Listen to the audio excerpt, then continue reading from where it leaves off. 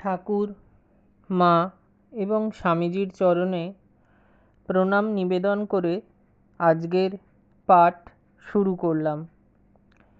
আজকের আলোচ্য বিষয় হল ভক্তজননী শ্রী শ্রী মা। শ্রীমাকে একদিন উচ্ছিষ্ট পরিষ্কার করিতে দেখিয়া নলিনী দিদি বলিয়াছিলেন, মাগো ৩৬ জাতের এঁটো কুড়োচ্ছে। মা তাহা শুনিয়া বলিয়াছিলেন, সব যে আমার, ৩৬ কোথা? যিনি সকলকে আপনার সন্তানরূপে দেখেন, তাহার নিকট জাগতিক ভেদ স্থান পাইবে কী রূপে? সে স্নেহের প্লাবনে উচ্চ নীচ সমস্ত ভূমি ডুবিয়া গিয়া একাকার হইয়া যায়। জয়রামবাটিতে একদিন আহারান্তে স্বামী বিশ্বেশ্বরানন্দ উচ্ছিষ্ট তুলিতে গেলে শ্রীমা তাহাতে হাত ধরিয়া বাঁধা দিয়া থালাখানি নিজেই লইলেন। সাধু বলিলেন, আপনি কেন, আমিই নিচ্ছি। শ্রীমা তাহাতে বলিলেন, আমি তোমার আর কি করেছি?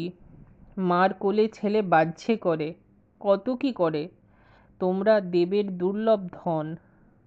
শ্রীমায়ের সঙ্গে অপর যে সকল স্ত্রীলোক থাকিতেন, তাহারা নিজেরা তো এইরূপ কাজ করিতেনই না, উপরন্তু অনুযোগ দিয়া মাকে বলিতেন, তুমি বামুনের মেয়ে, আবার গুরু, এরা তোমার শিষ্য, তুমি এদের এঁটো নাও কেন? এতে যে এদেরই অমঙ্গল হবে। মা সহজভাবে উত্তর দিতেন, আমি যে মা গো, মায়ে ছেলের করবে না তো কে করবে? একজন ভক্ত জাতে যুগী, তাই চলাফেরায় বড়ই সংকোচ। শ্রীমা একদিন তাহাকে বলিলেন, তুমি যুগী বলে সংকোচ করছো? তাতে কি বাবা, তুমি যে ঠাকুরের গণ, ঘরের ছেলে, ঘরে এসেছ।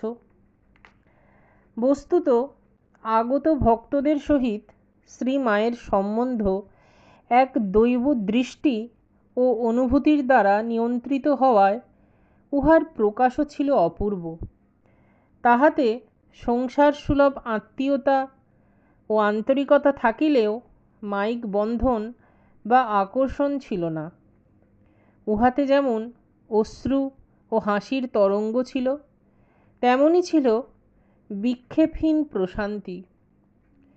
দ্বারকানাথ মজুমদার মহাশয় জয়রামবাটিতে দীক্ষা লইয়া কোয়ালপাড়ায় যাইয়া কঠিন আমাশয়ে আক্রান্ত হন এবং উহাতে ভুগিয়াই তিনি করজোড়ে শ্রী শ্রী ঠাকুরের নাম উচ্চারণ করিতে করিতে দেহত্যাগ করেন। কয়েকদিন পরে শ্রীমা ওই সংবাদ পাইয়া পুত্র শোকাতুরা মাতার ন্যায় অবিরল অশ্রু বর্ষণ করিতে করিতে বলিলেন, আমার সোনার চাঁদ ছেলে একটি চলে গেল, আহা বাছার আমার শেষ জন্ম। সন্ন্যাসীদিগকে তিনি নাম ধরিয়া ডাকিতেন না। ইহার কারণ জিজ্ঞাসিত হইয়া বলিয়াছিলেন, আমি মা কিনা, সন্ন্যাস নাম ধরে ডাকতে প্রাণে লাগে।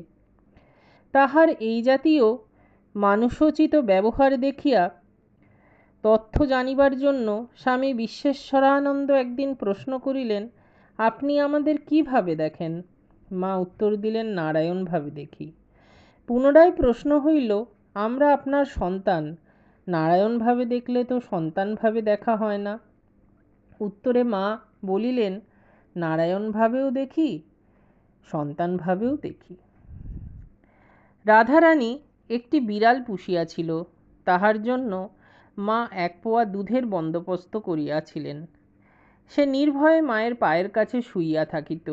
অপরের সন্তোষ বিধানার্থে মা কখনো লাঠি লইয়া ভয় দেখাইলে সে তাহারই চরণে আশ্রয় লইত। মা অমনি লাঠি ফেলিয়া দিতেন। অপরেরাও হাসিয়া ফেলিতেন। বিড়ালের স্বভাব চুরি করিয়া খাওয়া, ইহাতে মা বিরক্ত হইতেন না।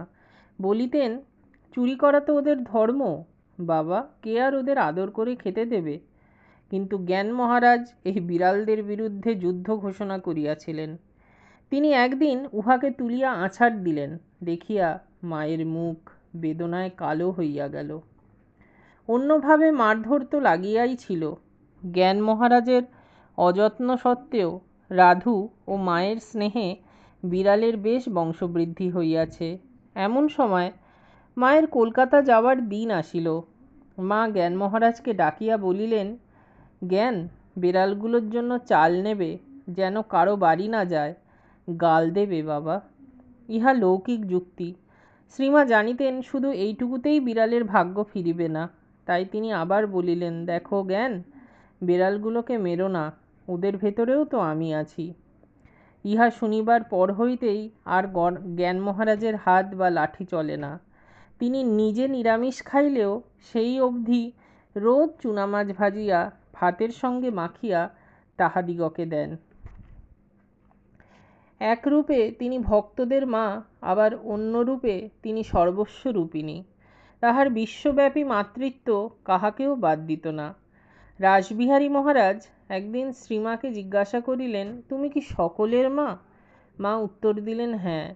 পুনরায় প্রশ্ন হইল, এইসব ইতর জীবজন্তুরও? মা বলিলেন, হ্যাঁ, ওদেরও। বিভূতিবাবুকে মায়ের কাছে তৃপ্তি সহকারে খাইতে দেখিয়া তাহার জননী শ্রীমতী রোহিণীবালা ঘোষ বলিলেন, বিভূতি এখানে তো বেশ খায়, আমার ওখানে মাত্র এত কটি খায়।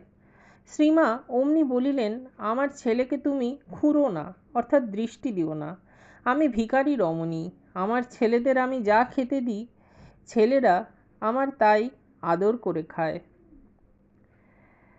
জয় ঠাকুর, জয় মা।